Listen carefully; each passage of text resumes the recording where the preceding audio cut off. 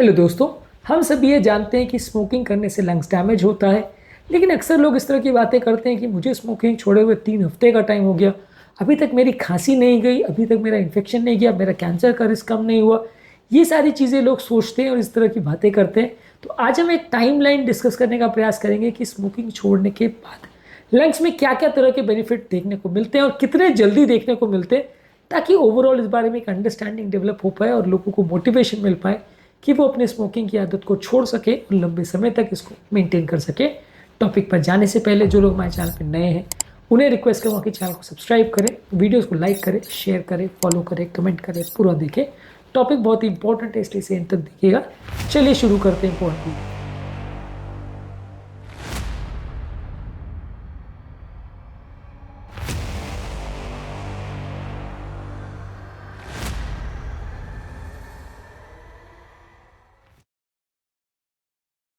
सबसे पहला, अगर आप स्मोकिंग छोड़ते हैं तो कुछ हफ्तों में या महीनों में शॉर्ट टर्म में आपको क्या इफेक्ट्स देखने को मिलते हैं। सबसे पहला, आपका ब्लड का कार्बन मोनोऑक्साइड लेवल जो कि स्मोकर्स में ज़्यादा होता है वो ड्रॉप करता है। ये चेंज आपको कुछ ही हफ्तों में देखने को मिल जाएगा।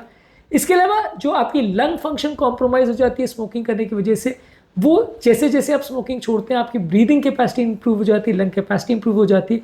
पल्मोनरी फंक्शन टेस्ट आप जब करते हैं तो ओवरऑल आपको कुछ ही हफ्तों में इसमें बेनिफिट देखने को मिलेगा। आपकी खांसी कुछ हफ्तों से 1-2 महीने के अंदर काफ़ी हद तक कम हो जाएगी। यानी स्मोकर्स रिलेटेड जो लोग को कॉफिंग होता है वो कुछ ही हफ्तों में कम हो जाता है। सांस फूलने का जो प्रॉब्लम है उसमें आपको कुछ ही हफ्तों में फ़ायदा देखने को मिलेगा।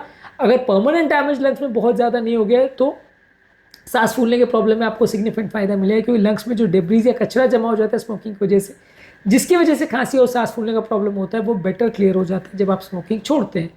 इसके अलावा लंग्स में जो होने वाले बार बार इन्फेक्शंस हैं वो कंपेरेटिवली कम हो जाते हैं और ब्रोंकाइटिस और निमोनिया के चांसेस कुछ ही हफ्तों में कम हो जाते हैं और नॉन स्मोकर लेवल्स पर आने लगते हैं। यानी ये इफेक्ट शॉर्ट टर्म में देखने को मिलता है। अब बात करेंगे मीडियम टर्म के इफेक्ट से, यानी जो महीनों से सालों में देखने को मिलता है। इसका बेसिकली आप इसी को एक कंटिन्यूड फॉर्म में मान सकते हैं, क्योंकि ये सारे जो बेनिफिट्स हमने बात करी यही धीरे धीरे करके कंटिन्यू होते रहते हैं। यानी आपकी ओवरऑल फिजिकल एक्टिविटी बेटर हो जाती है, आपकी सांस की तकलीफ कम हो जाती है, खांसी कम हो जाती है, इन्फेक्शन का रिस्क कम हो जाता है। ओवरऑल जिनको एस्थमा या क्रॉनिक ब्रोंकाइटिस लंग की वजह से हुआ था उसमें सिग्निफिकेंट फायदा देखने को मिलता है। लंग्स में मौजूद क्रॉनिक इन्फ्लेमेशन कम हो जाता है, लंग्स का सर्कुलेशन बेटर हो जाता है, लंग्स में जो क्लॉटिंग की टेंडेंसी हो जाती है या ओवरऑल ब्लड में क्लॉटिंग की टेंडेंसी बढ़ जाती है स्मोकर्स में, वो भी कम हो जाती है। ये लेकिन डिफरेंस कुछ महीनों से कुछ सालों में देखने को मिलता है, तुरंत नहीं देखने को मिलेगा। अब लास्ट में बात करेंगे लॉन्ग टर्म बेनिफिट्स क्या है। कैंसर के रिस्क को 50% लेवल पर आने में 10 साल लगते हैं, यानी कि स्मोकर और नॉन स्मोकर के बीच में जो लेवल है उसमें 50% रिडक्शन देखने में आपको 10 साल का टाइम लगेगा। तो बहुत ज़्यादा टाइम है जिसमें आपको इंप्रूवमेंट देखने को मिलेगा, तुरंत नहीं होगा। तो इसलिए आज आपने अगर स्मोकिंग बंद करी तो आपका कैंसर का रिस्क तुरंत ड्रॉप नहीं हो जाएगा, थोड़ा ज़रूर होगा, लेकिन उसको 50% लेवल में भी आने में 8-10 साल लगेंगे। इसके अलावा क्रॉनिक ऑब्स्ट्रक्टिव एयरवे डिजीज़ के लेवल्स को भी कम होने में, उसके प्रोग्रेशन को कम होने में भी कई साल लगते हैं। और बाकी कैंसर जो शरीर में होते हैं जैसे मुंह का, थ्रोट का, गले का, ये सारे कैंसर के रिस्क को भी कम होने में कई साल लगते हैं। तो कैंसर के हिसाब से यदि हम सोचें तो लंबे समय तक, सालों तक स्मोकिंग बंद करेंगे तो ही आपको सिग्निफिकेंट फायदा देखने को मिलेगा, नहीं तो नहीं। ओवरऑल हमारी लाइफ एक्सपेक्टेंसी बढ़ जाएगी, क्वालिटी ऑफ लाइफ बेटर हो जाएगी, आप ज़्यादा साल जी पाएंगे, ज़्यादा अच्छी लाइफ जी पाएंगे, और इससे ओवरऑल आपका एनर्जी लेवल्स और ओवरऑल आपकी लाइफस्टाइल सब कुछ इंप्रूव हो जाएगा, क्वालिटी ऑफ लाइफ इंप्रूव हो जाएगा। कई लोग को जो स्मोकिंग की वजह से स्मेल और टेस्ट चला जाता है, ये भी नॉर्मल लेवल्स पे आ जाता है कुछ ही दिनों में जब आप स्मोकिंग को छोड़ते हैं। स्मोकिंग छोड़ने के बाद आपकी लंग्स की ओवरऑल कंडीशन को सुधारने के लिए आप और क्या क्या चीज़ें कर सकते हैं। आप रेगुलर बेस पे एक्सरसाइज कर सकते हैं जिससे आपका ओवरऑल लंग फंक्शन और ओवरऑल फिटनेस बेटर हो जाएगी। हेल्दी डाइट ले सकते हैं जिसमें ताज़ा फल सब्जी, low fat dairy products, healthy fats और लीन प्रोटीन ज़्यादा ले सकते हैं। पानी ज़्यादा मात्रा में पी सकते हैं जिससे आपका ओवरऑल म्यूकोजा जो है लंग्स का वो हाइड्रेट होगा और लंग्स में जो म्यूकोजा वो फंसेगा नहीं, खांसी बार बार नहीं होगी। पोल्यूशन को अवॉइड कर सकते हैं जिसमें स्मोकर से आसपास अवॉइड करिए, उसके आसपास रहना।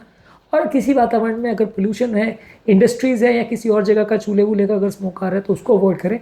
ये सारी चीज़ें भी स्मोकिंग छोड़ने के बाद आपकी एडिशनल हेल्प करेगी, जिससे आपका लंग्स या फेफड़े लंबे समय तक हेल्दी रह पाएंगे। आज के टॉपिक में हमने बात करी यदि कोई व्यक्ति स्मोकिंग छोड़ता है तो उसको कितने समय के बाद फ़ायदा देखने को मिल सकता है, इसका टाइमलाइन क्या है और वो कब एक्सपेक्ट कर सकता है कि उसका रिस्क एक नॉन स्मोकर लेवल तक आ जाए, कितने टाइम में क्या क्या फ़ायदे उम्मीद वो कर सकता है। उम्मीद करूँगा कि आज के टॉपिक में कुछ नई बातें जानने को मिली होगी। इसके अलावा स्मोकिंग संबंधित और क्या क्या इश्यूज होते हैं और स्मोकिंग छोड़ने के लिए इंपॉर्टेंट टिप्स पर हमने अलग अलग वीडियोस किए, इन्हें जरूर चेकआउट करें। टॉपिक एंड करने से पहले जो लोग हमारे चैनल पर नए हैं उन्हें रिक्वेस्ट करूँगा कि चैनल को सब्सक्राइब करें, वीडियोज़ को लाइक करें, शेयर करें, फॉलो करें, कमेंट करें, पूरा देखिए। Thank you.